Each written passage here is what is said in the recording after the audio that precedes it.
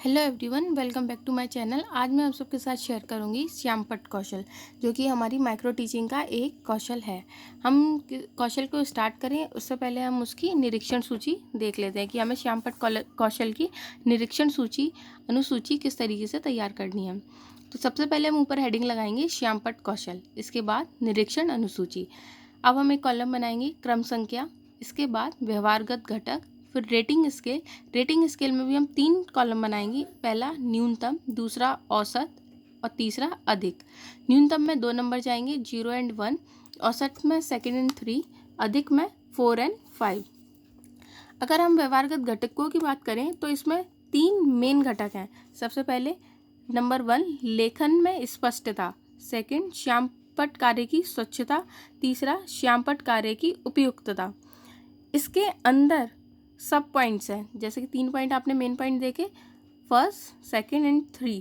इसके बाद इनके अंदर कुछ सब पॉइंट्स हैं। पहले वाले में ए से लेकर ई तक है, दूसरे में ए और सी, तीसरे में ए से लेकर ई तक है। तो सबसे पहले हम देख लेते हैं लेखन में स्पष्टता, क्योंकि ये कौशल है हमारा श्यामपट्ट कौशल। तो आप बच्चों को जब ब्लैक बोर्ड पर लिख करके दिखाएंगे तो देखा जाएगा कि आपका वो कितना स्पष्ट है। वो सारे घटक इसमें आ जाएंगे। बेसिकली इसमें जो पर्यवेक्षक होंगे आपको यही जज करेंगे कि आपने ब्लैक बोर्ड को कितने सही तरीके से उपयोग में लाया है। नंबर ए है लिखावट में सुस्पष्टता। जब आप लिख रहे थे तो कितना स्पष्टता आपका लिखा हुआ। आप बी पॉइंट अक्षरों की बनावट कैसे थी जब आप लिख रहे थे। सी अक्षरों व शब्दों के बीच समान अंतराल। बेसिकली लेखन में स्पष्टता के अंदर वो सारे पॉइंट देखे जाएंगे जो कि लिखने के लिए आवश्यक है, कि आपने किस तरीके से लेटर्स को बनाया था, आपने जब एक शब्द को लिखा तो उनके बीच में कितना गैप था।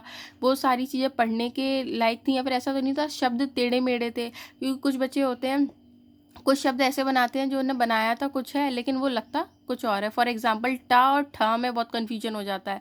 बच्चे ठा को भी कभी कभी आधा बना देते हैं, टा की तरह बना देते हैं, तो कहीं वैसा तो नहीं था। तो बीइंग ए स्टूडेंट टीचर आपको इन सारी चीज़ों का बहुत ध्यान रखना होगा।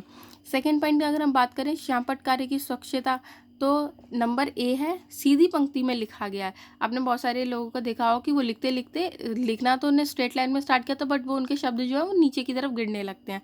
तो वैसा तो नहीं था। टीचर को जो भी लगेगा उसके ऊपर वो टिक कर देगा। 2 पंक्तियों के बीच अंतराल, 2 पंक्तियों के बीच में अंतराल आपने रखा था, यानी आप जब लिख रहे थे तो वो अतिलेखन तो नहीं था, ऐसा तो नहीं था आपने बोर्ड पर ओवर राइटिंग कर दी। तो आप इस फाइल में देख सकते हैं कि 0 पे टिक किया गया है, मतलब न्यूनतम, बहुत कम ओवर राइटिंग थी। फिर थर्ड पॉइंट है श्यामपट्ट कार्य की उपयुक्तता कितनी थी। कभी कभी क्या होता है कि ब्लैक बोर्ड पे जब टीचर लिखने आते हैं तो फालतू की चीज़ें भी बहुत हो जाती हैं, तो उस सब की ज़रूरत नहीं थी। टॉपिक से जो रिलेटेड कंटेंट था आपको सिर्फ वही लिखना था। ऐसा तो नहीं है जो टॉपिक से रिलेटेड था आपने वही लिखा है और जो नहीं था आपने वो भी लिख दिया है। तो ए पॉइंट देखेंगे श्यामपट्ट कार्य में निरंतरता कितनी थी। बी श्यामपट्ट कार्य का औचित्य कितना था। सी पाठ से संबंधित सभी बिंदुओं को क्रमबद्ध ढंग से लिखा गया। डी मुख्य बिंदुओं को रेखांकन किया। कभी कभी क्या होता है कि जो बोर्ड पे कुछ इंपॉर्टेंट एंट्रीज भी होती हैं हम उन्हें भी ऐसे ही छोड़ देते हैं, बाकी की जो जैसे कि हमने बाकी के कंटेंट को लिखा है, लेकिन कभी कभी फॉर एग्जांपल किसी साइंटिस्ट का नेम आ गया, किसी सन आ गई, तो उसके नीचे हमें अंडरलाइन करनी होती है। तो वो सारे पॉइंट्स को आपको यहाँ पर ध्यान रखना है। इसके बाद आएगी पर्यवेक्षक टिप्पणी। आपने जैसा भी वहाँ पे यूज़ किया होगा टीचर यहाँ पे लिख देंगे, उनको कैसा लगा, आपने कैसा उपयोग करा। इसके बाद पर्यवेक्षक हस्ताक्षर आ जाएंगे। अब हम देखेंगे पाठ योजना किस तरीके से तैयार करनी है। तो जो बेसिक डिटेल्स होती हैं जो कि हमने बाकी के लेसन प्लान में भी करी हैं, तो वही हम यहाँ पर भी उपयोग करेंगे। सबसे पहले हम दिनांक डालेंगे, जिस भी दिनांक में आप ये लेसन प्लान पढ़ा रहे हैं हम वो दिनांक यहाँ पर एंटर करेंगे। कक्षा, समकक्ष, कौशल, श्यामपट्ट, विषय विज्ञान, प्रकरण सर्वाहारी जानवर, चक्र, फर्स्ट, कालांश 6 मिनट। इसके बाद हम एक विशिष्ट उद्देश्य लिखेंगे, श्यामपट्ट कौशल के व्यवहारगत घटकों का विकास करना। इसके बाद हम एक उद्देश्य कथन देंगे, आज हम लोग सर्वाहारी जानवर के बारे में अध्ययन करेंगे। प्रस्तुतिकरण में आएंगे तो यहाँ पर 4 मेन कॉलम बनाए जाएंगे, विषय वस्तु, छात्राध्यापिका क्रिया, छात्र क्रिया और श्यामपट्ट कार्य। श्यामपट्ट कार्य के लिए आपको यहाँ पर एक ब्लैक पेपर लगाना है। इसके बाद मैं भी आपको बता दूंगी कि हमें यहाँ पर करना क्या है। विषय वस्तु जैसे कि हमारा प्रकरण है सर्वाहारी जानवर, तो विषय वस्तु में हम यहाँ पर सर्वाहारी जानवरों को एक्सप्लेन कर देंगे। आप जितना भी एक्सप्लेन करना चाहें उनके बारे में आप यहाँ पर लिख सकते हैं। अगर आपको लगता है कि नई जगह कम पड़ रही है तो आप यहाँ पे थोड़ा कम लिख दें, लेकिन मेन पॉइंट तो आपको लिखना ही है, आप वो लिख दें। उसके बाद आप क्लास में बच्चों को पूरी तरीके से एक्सप्लेन कर सकते हैं। इसके बाद छात्र अध्यापिका क्रिया में आएगी। जैसे कि आपने सर्वाहारी जानवर पढ़ा है बच्चों को, ठीक है। अब आप पढ़ाने के बाद उनसे प्रश्न करेंगे। ये सब आपको करना है कितने मिनट्स में? ये सब 6 मिनट में ही करना है। तो आप कोशिश करें सर्वाहारी जानवर का आप उतना ही कंटेंट रखें, जो बेसिक डिटेल्स होती हैं आप बिल्कुल इन डेप्थ ना जाएं, क्योंकि ये सब हमें ख़त्म भी करना है कितने मिनट्स में? 6 मिनट में। तो इसमें आपको ये ब्लैक बोर्ड की एंट्रीज भी करनी होंगी। इसके बाद आपको बच्चों को विषय वस्तु भी समझानी होगी और उसी से रिलेटेड बच्चों से आपको प्रश्न करने होंगे। छात्र अध्यापिका क्रिया में आ जाएगा पहला क्वेश्चन, हम भोजन क्यों करते हैं? तो बच्चे जवाब देंगे हम भोजन ऊर्जा प्राप्त करने के लिए करते हैं। अब जब बच्चों ने जवाब दे दिया कि हम भोजन क्यों करते हैं, तो जवाब आया कि हम भोजन ऊर्जा प्राप्त करने के लिए करते हैं। तो अब जो बच्चों का उत्तर आया है यही आप जा कर के ब्लैक बोर्ड पर लिख देंगे।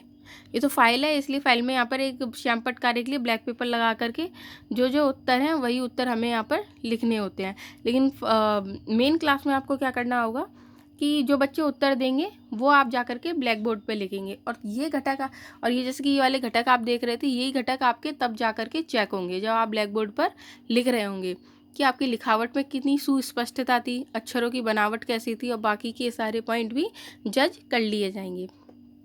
इसके बाद आपने दूसरा प्रश्न किया, सर्वाहारी जानवर अपना भोजन किसको मानते हैं? तो बच्चे जवाब देंगे सर्वाहारी जानवर अपना भोजन पेड़ पौधे तथा दूसरे जानवरों के मांस को मानते हैं। अब जब बच्चे ये जवाब देंगे तो ऐसा तो हो नहीं सकता कि बच्चे इसी लैंग्वेज में दें। बच्चे कुछ भी बता सकते हैं। कोई बच्चा बोलेगा कि वो पेड़ पौधों के ऊपर डिपेंड रहते हैं, कोई बोलेगा कि वो एनिमल्स के ऊपर डिपेंड रहते हैं। तो आपको उनके आंसर को मॉडिफाई करना है, और मॉडिफाई करने के बाद एक बार क्लास में रिपीट करना है उस आंसर को, और फिर ये ब्लैक बोर्ड पर जा कर के लिख देना है। और ध्यान ये रहे कि जब आप ब्लैक बोर्ड पर लिख रहे होंगे तो ऐसा नहीं है कि आप बस लिखते ही जा रहे हैं। आप जो ब्लैक बोर्ड पर लिख रहे हैं वो आपको बच्चों के साथ साथ रिपीट भी करना है। तो आप इधर लिखेंगे सर्वाहारी जानवर अपना भोजन पेड़ पौधे तथा दूसरे जानवरों के मांस को मानते हैं।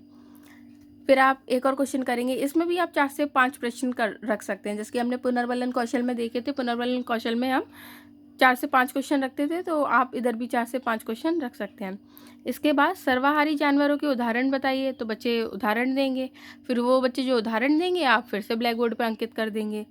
एक और क्वेश्चन आप पूछेंगे, भालू एक मांसाहारी है या सर्वाहारी? तो बच्चे जवाब देंगे कि भालू एक सर्वाहारी जानवर है। फिर से आप इसको ले जा कर के ब्लैक बोर्ड पर अंकित कर देंगे। इस तरीके से श्यामपट्ट कौशल खत्म हो जाएगा।